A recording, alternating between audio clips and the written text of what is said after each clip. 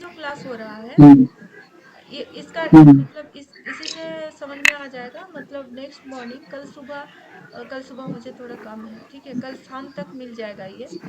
क्या होगा कि ये हम्म, जो क्लास हो रहा है इसको मैं पहले यूट्यूब पर अपलोड करूंगी। यूट्यूब पर तीन ऑप्शन रहता है ना, पहले तो अनलिस्टेड, पब्लिक और प्राइवेट। मैं प्राइवेट करके हम्म। सेव कर दूंगी यूट्यूब पर, ठीक है, मेरे ही चैनल पर। और उसका लिंक जो है आप लोगों का ईमेल एड्रेस में मैं सेंड कर दूंगी। तो आप लोगों के पास एक ईमेल जाएगा, मेल जाएगा।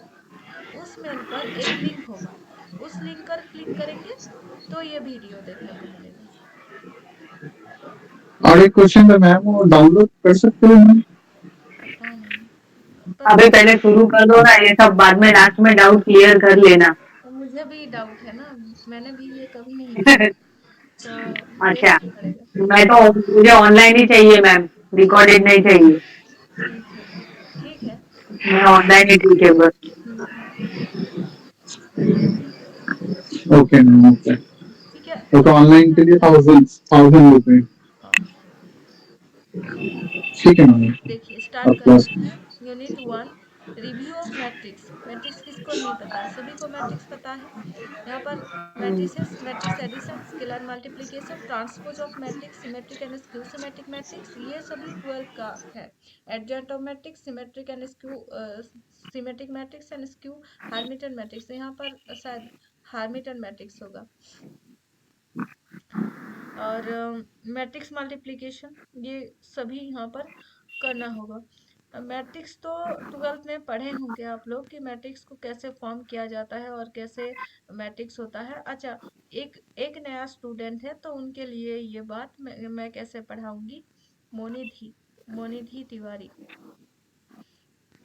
ठीक, ठीक है ना, मैंने आपका नाम सही से मतलब बोला है ना। एक बार कॉन्फर्म कर दीजिए, माइक ऑन करके थोड़ा सा बात कर लीजिए। निधि, ठीक है, निधि नाम है, निधि। ठीक है, जी। तो कैसे पढ़ाया जाएगा कि यूनिट वन खत्म हुआ तो उसके बाद यूनिट वन से जितना भी प्रीवियस ईयर क्वेश्चन है सभी प्रीवियस ईयर क्वेश्चंस कराया जाएगा। एंड उसके बाद मतलब ऐसे करके यूनिट 16 तक है, 16 17 तक शायद यूनिट्स है, उन सभी यूनिट्स का ऐसे करके ही हम सॉल्व करेंगे। या फिर उसके बाद आप लोगों को ऐसा लगा कि पूरा ब्लॉक खत्म करने के बाद उस ब्लॉक का ही प्रीवियस ईयर क्वेश्चन करेंगे, जैसे समझ में आएगा या फिर जैसे ठीक लगेगा उस हिसाब से करेंगे। और उसके बाद यूनिट यूनिट खत्म करके बाद में यूनिट के साथ एक प्रीवियस ईयर का। हाँ, यूनिट, हाँ, एक यूनिट के यूनिट साथ, बाय यूनिट, ठीक है मैम। ठीक है, यूनिट बाय यूनिट ही करेंगे। और उसके बाद यहाँ पर जो भी एक पीडीएफ मिलेगा आप लोगों को, इस बोर्ड पर जो लिखेंगे उस पीडीएफ, उसका जो पीडीएफ है वो ग्रुप में मिल जाएगा।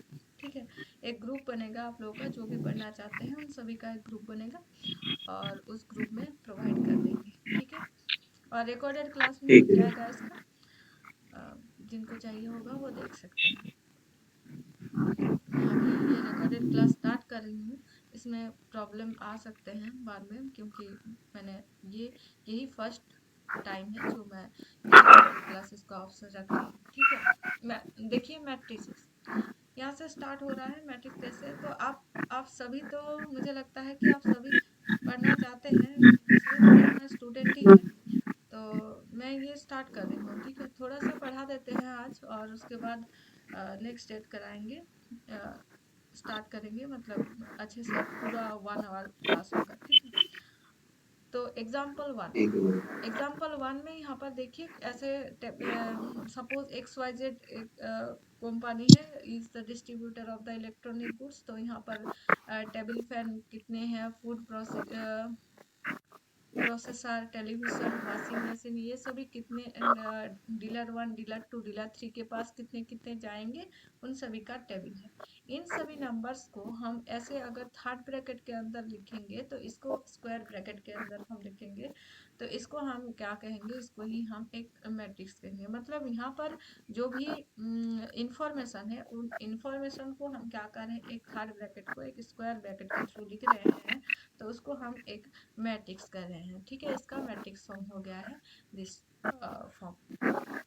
डेफिनेशन क्या है? By a matrix we mean a rectangular area of the form, मतलब A11, और इस बार देखिए कि यहाँ पर इसे रो एंड कॉलम कहते हैं, ठीक है। यहाँ पर A11, A12, A1M, तो M तक आ गया यहाँ पर। तो यहाँ पर कितने एलिमेंट है? M एलिमेंट है। और इस साइड में कितने एलिमेंट है? N एलिमेंट है, ठीक है। तो ऐसे करके जो भी मतलब जितने भी लाइंस होंगे वो सभी क्या हो जाएगा? कॉलम। और ऐसे करके एक होता है हॉराइजॉन्टली एंड दूसरा होता है क्या? वर्टिकली। हॉराइजॉन्टली एंड वर्टिकली ये सभी कॉलम्स एंड रो होते हैं। तो n नंबर्स जितने हैं वो सभी क्या है? रो है। तो इस तरीके से जितना भी है वर्टिकली, तो उसको हम क्या कहेंगे? रो। एंड कॉलम इसको कहेंगे जितना भी हॉराइजॉन्टल है उसको हम क्या कहेंगे? कॉलम कहेंगे, ठीक है। और find the order of the matrix, ठीक है। तो यहाँ पर कैसे ऑर्डर कहेंगे? मतलब m बाई n का जो था m बाई n ऑर्डर, या फिर n बाई m का ऑर्डर, ठीक है। तो वो हम कैसे लिख रहे हैं? देखिए, कॉलम पहले लिखा जाता है या फिर रो पहले लिखा जाता है, ये देख लीजिए। सभी तो मैट्रिक्स जानते हैं, और पर ऑर्डर किस तरीके से लिखते हैं? ये जो मैट्रिक्स है इसका ऑर्डर क्या है? n बाई m, ठीक है। तो पहले जो है वो हम रो लिख रहे हैं, उसके बाद कॉलम लिख रहे हैं। कितने रो है? बाई कितने कॉलम है, ठीक है। और ये जो क्रॉस साइन है इसको हम क्या पढ़ते हैं? बाई पढ़ते हैं, ठीक है। तो यहाँ पर रो कितने हैं? 1 2 3। तो ये 3 बाई यहाँ पर कितने कॉलम है? 1 2 3 4 5, 5 कॉलम है। तो इसका ऑर्डर क्या हो गया? 3 बाई 5 मैट्रिक्स। और उसके बाद 1 2 3 4, 4 यहाँ पर रो है और कॉलम कितने हैं? 1 2 3 4। तो ये 4 बाई 4 मैट्रिक्स हो गया, ठीक है। तो इस तरीके से हमें मैट्रिक्स का ऑर्डर लिखना है। उसके बाद यहाँ पर consider the data giving the distance between cities of India. तो यहाँ पर मुंबई से मुंबई की डिस्टेंस कितनी है? मुंबई से दिल्ली की, मुंबई से बेंगलुरु की, मतलब सभी का डिस्टेंस क्या है? यहाँ पर इस टेबल में लिखा गया। उस टेबल को मैट्रिक्स फॉर्म में इस तरीके से लिखा गया। यहाँ पर stone scissor rock scissor paper जो गेम है, उस गेम के थ्रू भी यहाँ पर बताया गया कि इसको किस तरीके से हम यहाँ पर लिख सकते हैं मैट्रिक्स में। तो ये जस्ट एग्जाम्पल है, ये आप लोग खुद पढ़ सकते हैं। उसके बाद मैट्रिक्स एडिशन। मैट्रिक्स को हम कैसे ऐड कर सकते हैं? बहुत ही सिंपल तरीके से। जैसे हम एडिशन में मतलब जैसे हम ऐड करते हैं वैसे ही A11 एंड B11 ऐड करेंगे, ठीक है। मतलब इसका 1 1 जगह पर जो है और उसके उस मैट्रिक्स के 1 1 जगह पर जो है, दोनों को हम ऐड कर देंगे, डायरेक्ट ऐड कर देंगे, ठीक है। देखिए यहाँ पर जो है, यहाँ पर which of the following matrix can we add। तो यहाँ पर मतलब किसको हम ऐड कर सकते हैं? जिसका ऑर्डर जो है वो सेम रहेगा, ठीक है। तो मतलब इसका जो ऑर्डर है, ए मैट्रिक्स का जो ऑर्डर है, बी मैट्रिक्स का ऑर्डर अगर उससे सेम हो गया तो उसको हम उन दोनों को हम ऐड कर सकते हैं, ठीक है। तो यहाँ पर देखिए इसका ऑर्डर क्या है? पहले रो देखेंगे 2 और कॉलम देखेंगे 3, तो 2 बाई 3 मैट्रिक्स हो गया। यहाँ पर रो देखेंगे 2 और कॉलम देखेंगे 4 है, तो 2 बाई 3 2 बाई 4। ये मैट्रिक्स जो है, दोनों मैट्रिक्स का ऑर्डर सेम नहीं है, तो इन दोनों को हम ऐड नहीं कर सकते। ये जो है 3 बाई 3 है, ये भी 3 बाई 3 है, तो इन दोनों को ऐड कर सकते हैं। डायरेक्ट हम ऐड करेंगे 1 के साथ 0, 2 के साथ 1, -1 के साथ 1, ठीक है। इस तरीके से जिसके साथ मतलब जिस पोजीशन में जो भी एलिमेंट है वहाँ पर उन सभी एलिमेंट को हम ऐड कर देंगे,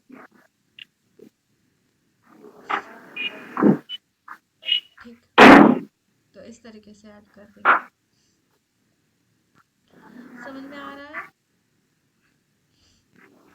मैट्रिक्स एडिशन? हाँ मैम।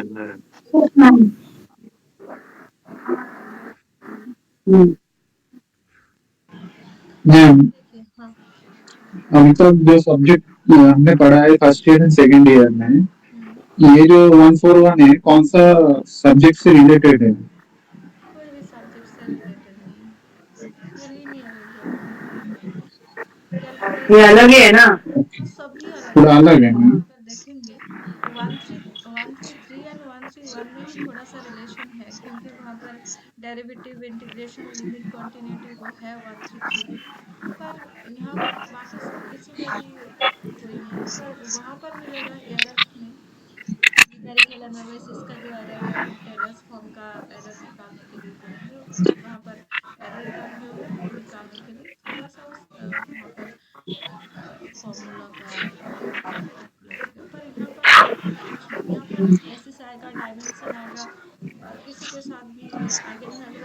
वेक्टर आएगा, कोई भी ऐसा प्रॉब्लम नहीं है पहले। मैम ये जो लिनियर अलजेब्रा है ये टोटली स्टैटिस्टिक्स है क्या मैम? मतलब मुझे थोड़ा ऐसा लग रहा है। हाँ वो थोड़ा वेक्टर ऐसा है, मतलब वेक्टर। वेक्टर है और फिर मतलब रो रिड्यूस फॉर्म भी हो गया, मतलब थोड़ा सा इजी तो है पर लेंदी बहुत लगता है यहाँ पर। अगर आपको BMCC 134 लेंदी लगा है तो उसके सामने ये कुछ भी नहीं है, मतलब 3 आवर में ये खत्म करना बहुत टफ हो जाएगा, ये और न्यूमेरिकल एनालिसिस दोनों, मतलब टाइम बहुत ज्यादा लगेगा यहाँ पर। आपको अगर मान लीजिए आइगन वैल्यू में कॉरस्पॉन्डिंग आइगन वेक्टर्स निकालना है, वहां पर ही ½ एन आवर लग जाएगा और बहुत स्पीड में इसको करना होगा जितना भी मतलब कर सके। और वहां पर रो लेंदी है मैम ये। बहुत ही लेंदी है, बहुत ज्यादा। आप एक एक रो रिड्यूस फॉर्म देखेंगे ना तो वहां पर सिर्फ रो ऑपरेशन करना है आपको और वो मतलब आइडेंटिटी मैट्रिक्स में लाना है, तो उसमें क्या ऑपरेशन होगा एंड किस ऑपरेशन में ये वैल्यू आएगा, वो मतलब एक ऑपरेशन करेंगे तो दूसरे में वन मतलब जीरो ही नहीं आ रहा है, देख रहे हैं मतलब बार बार ऐसा होता जा रहा है, तो प्रैक्टिस चाहिए होगा यहाँ पर कैसे रो को जीरो ओके करना है, वन करना है उसमें, तो प्रैक्टिस भी चाहिए होगा और स्पीड भी चाहिए होगा, इसलिए और नहीं इजी क्वेश्चन है ये। यहाँ पर दोनों ही पेपर थर्ड ईयर ओके में ma'am. Linear algebra and numerical analysis है ना, दोनों में सेम केस है कि टाइम ज्यादा लगता है। फिर E3 होमवर्क है, खुद से कर लीजिएगा। वैसे पहले E1 E2 में था क्या, मतलब उसका मैट्रिक्स फॉर्म निकालना था, तो E1 E2 भी एक बार देख लीजिएगा। स्केलर मल्टीप्लिकेशन बहुत ही इजी है, मतलब कोई भी एक एलिमेंट के साथ उस मैट्रिक्स को मल्टीप्लाई करना है, ठीक है। ए मैट्रिक्स यहाँ पर है, उसके साथ लैम्डा मल्टीप्लाई करना है, तो सभी एलिमेंट के साथ वो लैम्डा जो है वो मल्टीप्लाई हो जाएगा। देखिए ए मैट्रिक्स को यहाँ पर मल्टीप्लाई करना है बाय -3, तो सभी के साथ -3 को हम मल्टीप्लाई करेंगे, ठीक है। तो -3 -6 +3 -9, बस। आई के साथ यहाँ पर आई 3i -i² मतलब -1 मतलब +1 हो जाएगा, और फिर i -1 -1, ठीक है। मतलब इस एलिमेंट से सभी एलिमेंट को यहाँ पर क्या करना है, मल्टीप्लाई करना है, ठीक है। ये हो गया स्केलर मल्टीप्लिकेशन। मैट्रिक्स मल्टीप्लिकेशन थोड़ा